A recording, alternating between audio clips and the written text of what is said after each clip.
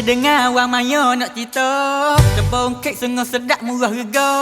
Makan galak isi lemuk-lemuk rasa. Orang sebut nama rata-rata. NKD sekedar jual kek. Sedap pada kek Jepun, kek Faransé. Harga dia murah tak terik. Boleh kita rawat adik-adik. Adik kakak pucat pujing hok nak makan kek nanim sedap sungguh we kedaning kawe jamin.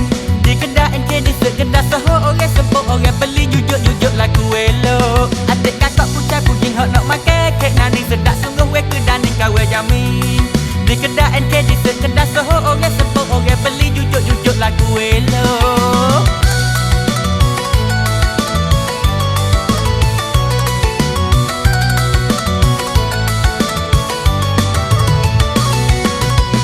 Makanan buat cuci sungguh bersih. Dia tak percaya teragi tengok boleh.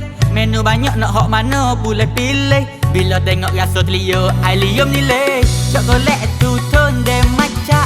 Isi lemak sungguh lemuk makan sedap. Bubur topping sungguh rapuh dia buat. Siapa hok lekat tangan tu kena jilat. Adik kakak pucat pujing hok nak makan kek nanim sedap sungguh we kedaning kawe jamin. Di kedai NKD sekedar soho orang sebut orang beli jujur-jujur laku elok. Adik kakak pucat pujing hok nak makan kek naning sedap sungguh we kedaning kawe jamin. Di kedai NKD sekedar soho orang sebut orang beli jujur-jujur laku elok.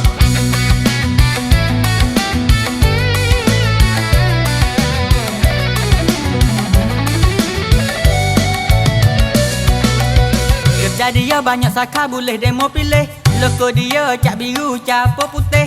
Orang beli sungguh ramah berbaris-baris.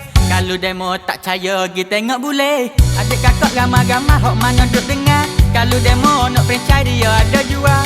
Demo menego boleh kerja boleh buka kedai. Tuhan izin buih berjaya boleh kelik modal. Adik kakak pucat pujing hok nak makan kek nanim sedap sungguh we kedaning kawe jamin. Di kedai NKD sekedar soho orang sebut orang beli jujur-jujur laku elok. Adik kakak pucat pujing hok nak makan kek naning sedap sungguh we kedaning kawe jamin. Di kedai NKD sekedar soho orang sebut orang beli jujur-jujur laku